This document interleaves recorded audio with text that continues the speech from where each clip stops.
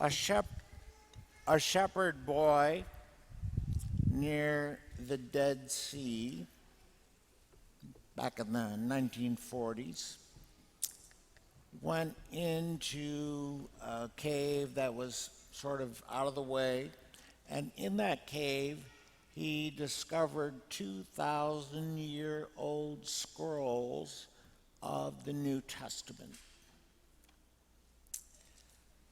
A diver off the coast of Florida in the 1960s discovered a sunken ship from 17th century Spain, and that ship was filled with silver and gold.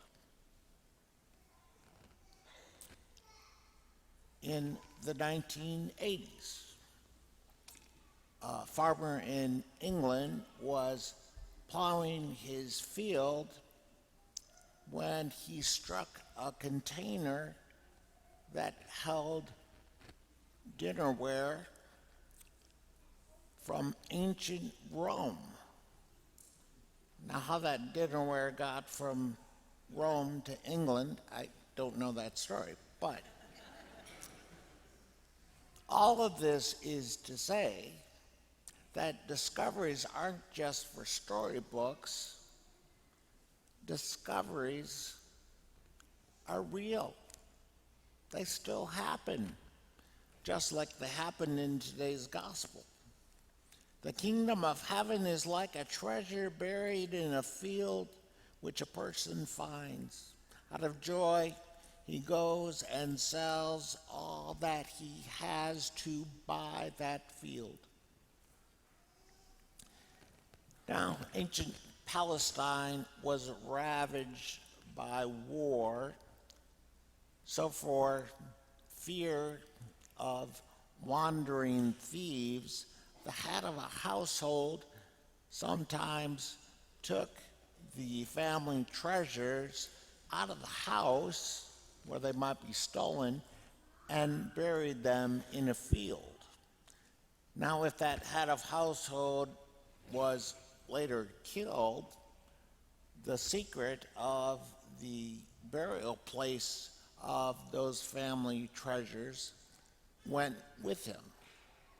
So, for Jesus' listeners, somebody discovering a treasure in a field was really not that out of the ordinary. In today's gospel, the guy who finds the buried treasure could have just taken it, could have stolen it.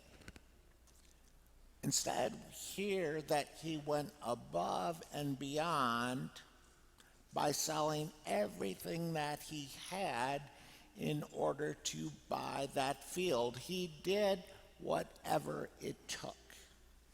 And my friends, that is the point of this parable known as the parable of the lost treasure.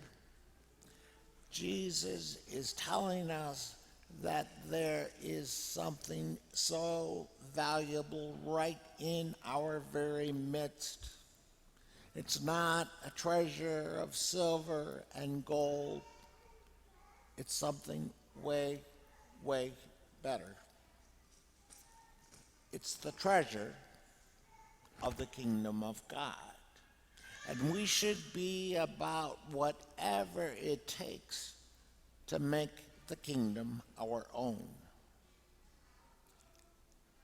How do we do that?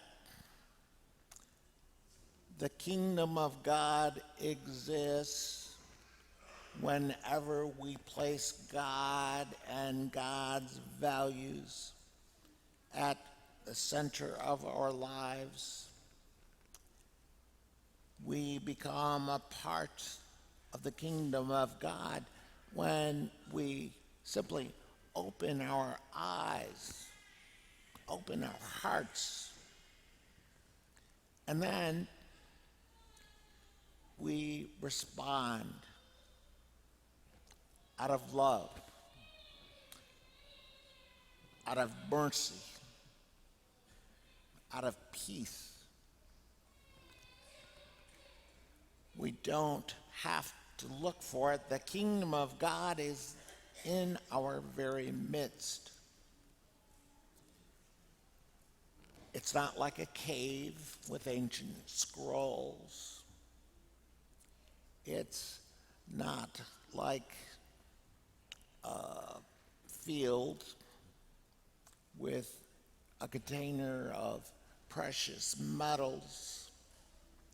It's not lost, just waiting for some random person to come by and discover it. Like for the field worker in the gospel today, the kingdom of God is found when we are simply going about our daily lives.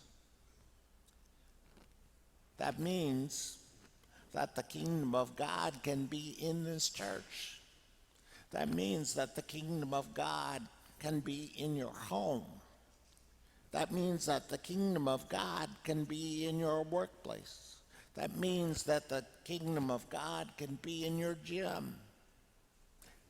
That means that the kingdom of God can be in your school. That's right, young folks, as if you need me to remind you, back to school is only about 2.5 weeks away. Ha ha.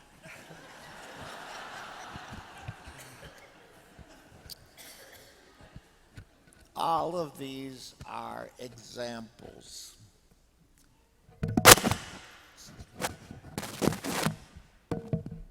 All of these are examples of the reality that we don't have to dig deep to discover the kingdom of God. All we have to do is, scratch the surface.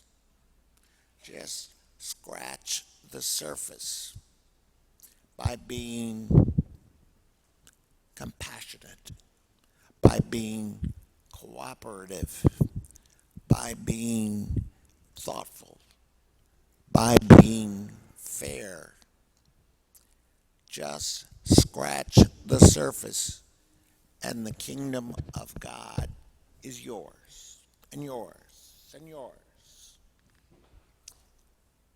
And why should we want the kingdom of God right here and right now? In this sometimes dark and violent and unjust world, the kingdom of God, imperfect as it sometimes is there to give us light and peace and direction.